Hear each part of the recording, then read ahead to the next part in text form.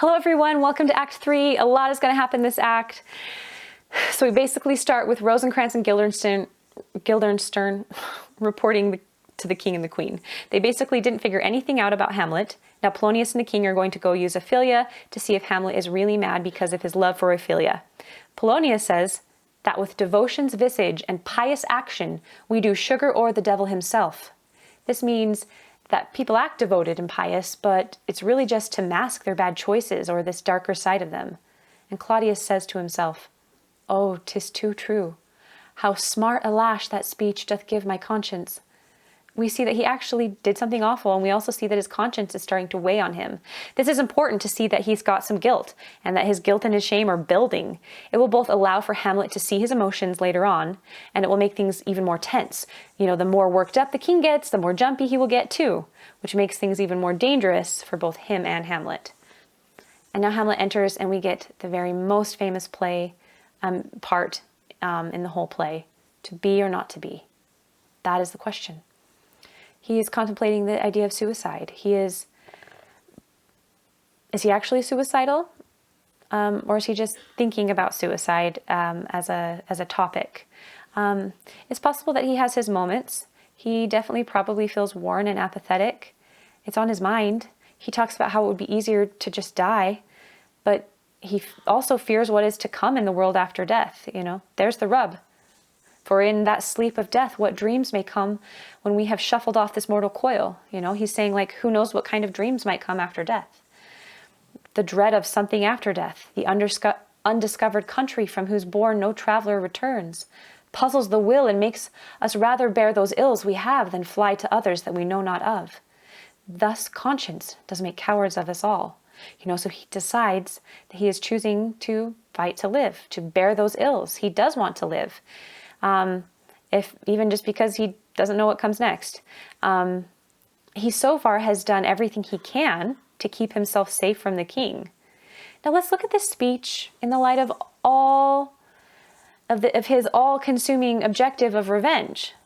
This is my speculation, but could it be possible that he is contemplating dying versus living because he is weighing his two options when it comes to revenge? He could go for it right away and get it done with. He'd be able to stop pretending to be mad. He's probably sick and tired of this. You know, he's pushing away the person he loves, and it's probably driving him crazy. He'd be able to stop dancing around, waiting for everything to fall into place and growing more bitter and bitter every day. But then he would probably be executed for killing the king. So his other choice is to carry on with the long con and expose the king and go on living, and possibly even as king. So in the scene, could he be weighing his two courses because he's getting restless on his current path? And by the end, he decides to stay his course. You know, okay, I'm going to keep going. I'm going to keep pretending to be mad. It is possible. And if you disagree with this idea, it's totally fine. I'd love to hear what you think. It's just a thought. Do you think that this is a randomly placed speech about suicide? Or do you think that his choices in getting revenge are coloring this speech? Okay, so now he goes and he sees Ophelia. He braces himself because he knows he has to act crazy to her. He says, "Nymph, in thy orisons be all my sins remembered," meaning, Ophelia, remember me when you pray. So if we're assuming that he has overheard the plan to plant Ophelia in his path, if we assume this, we're also assuming that he knows people are watching them. And so he acts crazy and mostly like a total jerk to her. He says he never loved her. He rails on women in general. He's also very mad at his own mother, so I think he probably lets some of his rage towards her out in this scene. You know, someone he thought was true to him all of this time and looked up to is suddenly not someone he can look up to. And so, you know, could other people in his life be that way too? He demands that Ophelia goes to a nunnery so that she never has children to populate the world with even more sinners. For everyone is a sinner, including himself. He has to convince her and her father and the king that he is not himself. And poor Ophelia is stuck between Hamlet's acting and her father's scheming. And a side note, in Shakespeare's time, nunnery could have been a convent. but it was also sometimes used as a slang word for brothel. It makes more sense to mean a convent, but the slang meaning doesn't go unnoticed. It's another one of these, double meaning things that Hamlet does. The king decides that this is more than just madness. He says, "There's something in his soul, o'er which his melancholy sits on brood, and I do doubt the hatch and the disclose will be some danger." Okay, so that line there, it's a chicken metaphor. So he's saying there's something in his soul o'er which his melancholy sits on brood, meaning that his melancholy is sitting on something like a hen. And there's an egg underneath that is about to hatch, and it can't be good. His melancholy is incubating something worse. Now note that the word melancholy to us, might mean sad or moody, but back then it had to do with the humors. It was a kind of medicine that was practiced. And so when you see the word humorous in this play and in other Shakespeare plays, it doesn't mean funny. It is related to this medical theory of the humors. So there were 4 bodily fluids, and each one corresponded with a temperament or personality. If the 4 humors or fluids were balanced, then a body was healthy and the mind was balanced. So one of these temperaments associated with black bile was melancholic. So traits were, depression and sometimes delusions, sometimes even hallucinations. The king isn't fully convinced that Hamlet is fully mad, and he still thinks he's a danger to him. I mean, Hamlet just called himself proud, vengeful, and ambitious in his speech. So he decides to send Hamlet to England to collect the tribute that England owes Denmark. This really did happen in history in the time of Canute. There are a lot of similarities in this play to the Viking Canute. And this tribute was called Danegeld. Polonius has one last plan, though. He thinks Gertrude should try to have a heart-to-heart with Hamlet to see if he will confide in her. And Polonius will hide in the room and listen in. Okay, now we're going to switch things up for Act 2. Hamlet goes and he speaks with this acting troupe, and he gives them a bunch of acting advice. This scene is like ingrained in my mind. I had to write so many papers on this scene in college. Like, what acting advice could we take from this? This speaking of acting within a play is called meta-theater, and we see it at other times in this play too. He speaks of a distracted globe at one point. When he talks about the distracted globe, he's talking about 3 things at once: his own head, the whole earth, and the world of the audience of the Globe Theater. He likes to sneak in nods to the Globe Theater in his plays.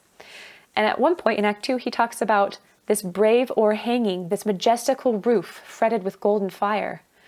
He was both speaking of the sky as he speaks of the world around him, but also nodding to the heavens in the Globe Theater.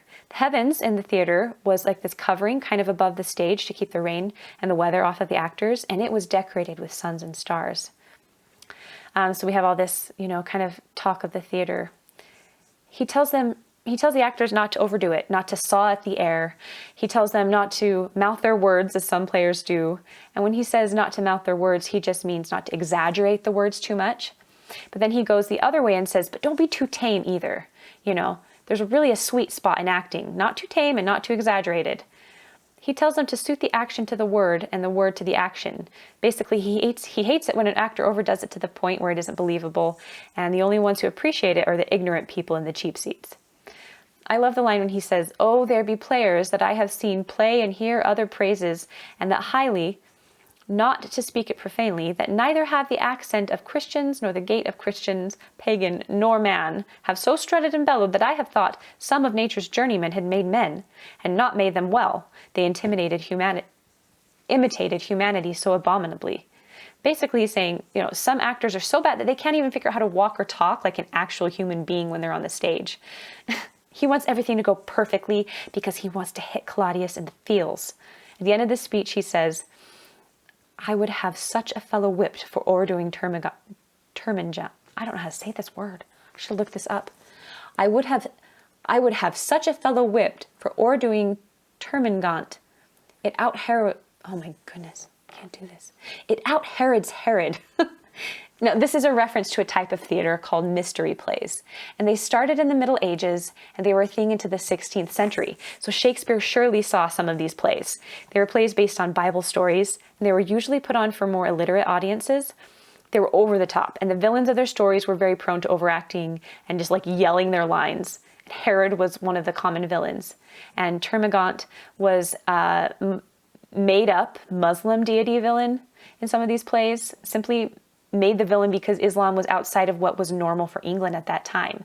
So of course they made what they don't understand into a villain. And he was known for being over the top, ranting, screaming, threatening. So that's what that is talking about when he says that. Hamlet doesn't want the actors to out-Herod from these mystery plays.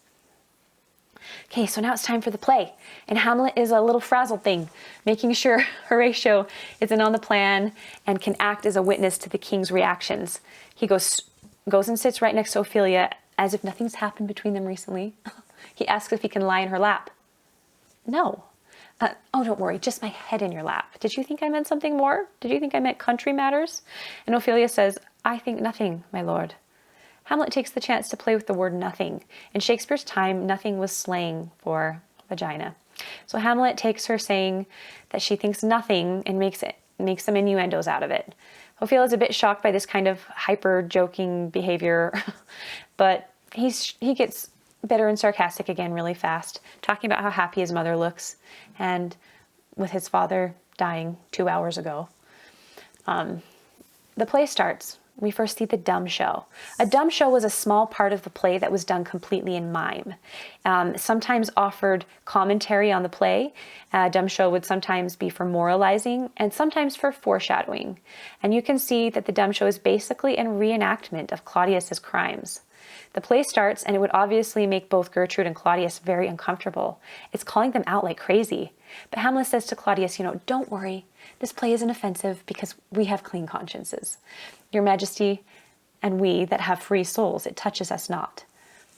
The king is very affected, though, and the play is stopped, and he storms out.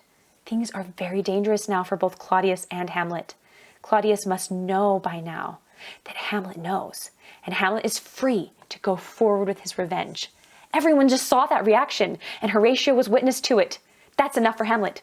His mother wants to meet with him, though, because although she kind of is shallow and dense, she senses that something is wrong between her husband and her son. So she sends R&G to tell Hamlet to go see her in her closet, which is just her room. It's not actually like a closed closet, it's her room. Hamlet continues to mess with R&G, seriously toying with them. He tries to get them to play his recorder. They refuse because they don't know how. He tries to teach them. He says, you cover these bits with your thumb and your finger, and then these here are the stops, meaning the holes, and they still deny being able to play it. And Hamlet turns on them and says, then stop trying to play me. He says he will go to his mother, and everyone leaves, and he's finally alone. And I see this last bit when he's finally alone as him kind of like letting out a breath, of him completely dropping his crazed madness and steeling himself for what is to come. Now that he knows for sure that his uncle is a murderer, he has to go through with vengeance. He is probably so tired of all this pretending and dancing around. He says, "'Tis now the very witching time of night, when churchyards yawn and hell itself breeds out contagion into this world." He could go forward and kill his uncle right now, but he needs to go see his mom first. He pleads with his heart to not be like Nero, to be cruel but not inhuman. He is in a rage and he is ready to do violence. He is feeling a lot of anger towards his mom right now too. It's partly her fault that he had stuck doing all of this. If she would have never remarried, Claudius wouldn't have had as much luck becoming king over Hamlet. He's trying to calm himself down so he doesn't kill his mom too in his rage. His comment about Nero tells us this. Nero was an extremely tyrannical Roman emperor.